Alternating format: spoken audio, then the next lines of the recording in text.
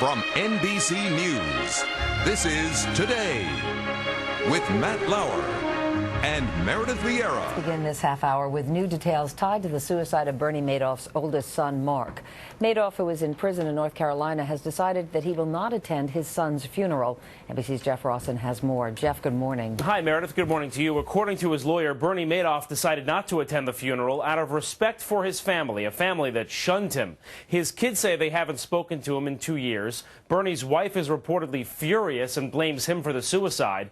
And now Bernie Madoff's own grandkids may pay for his mistakes. At the Madoff's Connecticut estate, the family gathered Monday. No comment as relatives came down the long, winding driveway.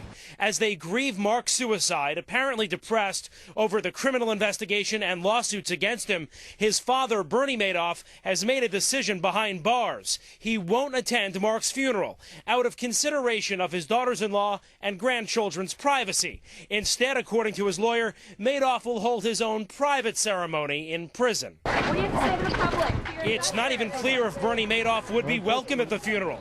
Mark cut ties with his father and mother, Ruth, when the scandal broke in 2008. Friends say they haven't talked since. Now, living in Florida, Ruth reportedly blames her convict husband for their son's death. She claims that Bernie Madoff has blood on his hands. She calls him an SOB, that he has totally ruined his family, and the death of their son was the final straw. In his final months, Mark Madoff pled poverty to friends, but in reality, he was still living a lavish life. His compound in Connecticut worth $2.3 million.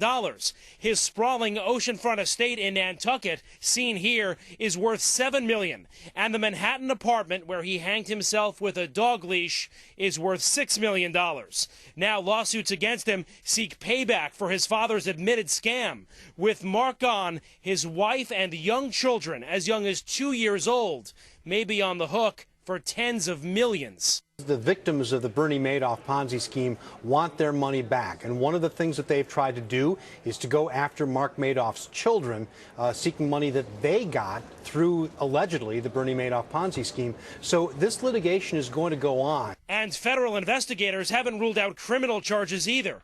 Mark and Andrew turned their father in when he confessed to them, but officials still want to know what the sons knew about the Ponzi scheme and whether they were involved. Andrew is now the sole surviving son, and if the U.S. attorney had intended to bring charges against the sons, it will all fall on Andrew now. Both Mark and Andrew Madoff have denied any knowledge or involvement in the Ponzi scheme from the very start. And law enforcement sources say 2 years later, there's still not enough evidence to charge either one of them. By the way, the family still hasn't claimed Mark's body from the medical examiner here in New York City. And Meredith, there is no word yet on funeral plans either. All right, Jeff Rawson, thank you very much.